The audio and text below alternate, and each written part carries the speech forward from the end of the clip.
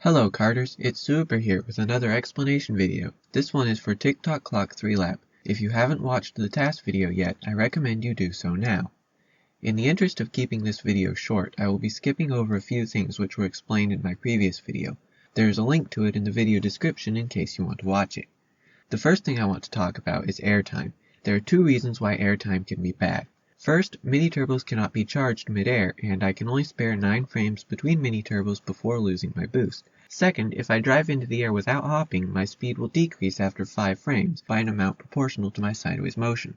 This second reason is the bigger problem here. This section of the road can give me enough airtime to be slowed down, but by carefully adjusting my position, I can land sooner. To decrease the height I get, I can adjust my position on the last ground frame to be further back. However, going too far back would mean that I don't get enough forward distance before going too high.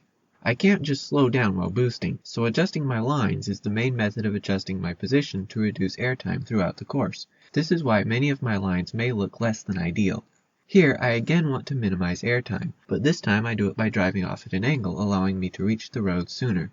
The changing slope of the road prevents me from delaying my left drift any further, so to cut the next corner, my right drifts have to be stretched. This costs me 2 frames of lost boost, which are separated to minimize speed loss. A right drift after this corner would be a little tighter, but a left drift allows for a much better approach for the next corner. Because of the downhill slope here, I lose my boost for 1 frame, but waiting until I can do a normal length hop would lose even more. Normally, the drop onto the first cog will result in a bounce, but by hopping at the right time and angle, it is possible to land on the steeper part of the road, thus splitting the fall into 2 shorter parts and eliminating the bounce.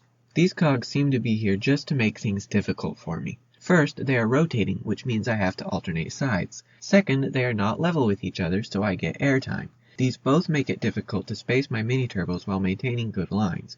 Add fast drops to all this, and things get really messy. If I drive very close to the edge of a surface, I can fall slightly before actually falling off. On some surfaces, such as these cogs, the downward motion from this acts as a sort of multiplier for the vertical motion gained on the first airframe.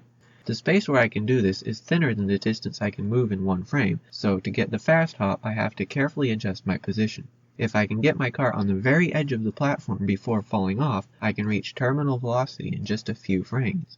The airtime from this fast drop isn't enough to start a drift, so I use a hop. Since I'm hopping, my speed doesn't decrease mid-air. The fast drop here is to help with my lines.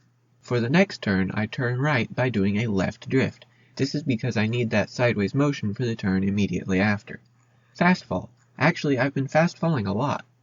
To get around this clock hand, I have to go left, then use a double hop to get going right again. Normally, this loses 6 frames of boost time, but by using the slanted road, I can get a short first hop. This means that I only lose 2 boost frames, little enough that I can reach max speed again without delaying my next hop. This drift needs to start as wide as possible to give me space to turn sharply and cut a good amount off this next corner. All that airtime causes me to lose boost time, but it's worth the sharp turn. I want to stay on this cog to get the most of its speed, so I don't hop yet. This is more than worth the speed loss of turning. Once I get close to the peak, I hop to carry this extra speed into the air. And thanks to my mushroom, I can keep this speed until I land, and most of it through the bounce as well. I don't fast fall here because max speed can't be increased while using a mushroom. I can't stretch my mini-turbos enough to cut the corner the way I did on lap 1, so I end up getting a single frame of airtime here where I do a mid-air spin. This time there's no pesky clock hand, so I can go straight across the clock face. The boost pads are too far out of the way to be worth it, since I can maintain my boost without mini-turbos. This pendulum is another change. It's a bit further left, forcing me slightly further out than I like. This leads to a sharper turn than I would otherwise do, which leads to more airtime. Still can't wait for the hop. Cogs again. Ugh.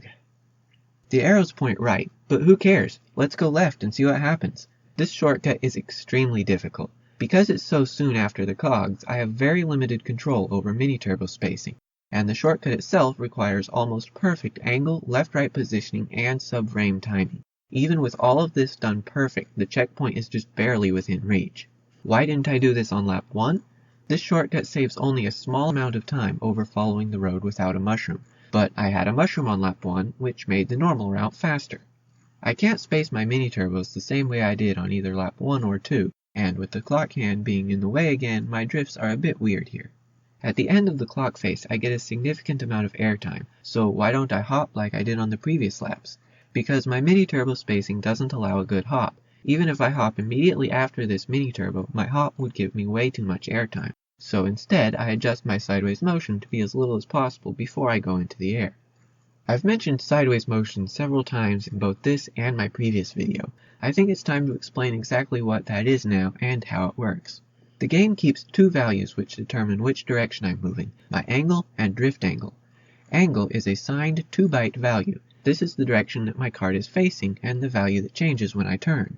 Drift angle uses the same units, but is capped at plus or minus 11,000. This value is what I have been referring to as sideways motion. Drift angle moves towards its limit while I'm drifting and towards zero otherwise, but only while I'm on the ground. The direction of my movement is obtained by adding both angle and drift angle together. So when drift angle is at its maximum, I am moving 11,000 units, about 60 degrees, away from the direction I'd be moving without it. Note that though I've been referring to it as sideways motion, this isn't giving me any extra motion. It's just turning my motion partially sideways.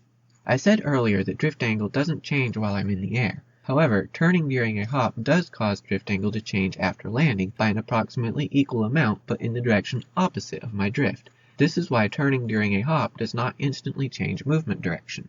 This gives me a limited amount of control over my drift angle without having to change drift lengths or direction, and is how I manipulate drift angle here.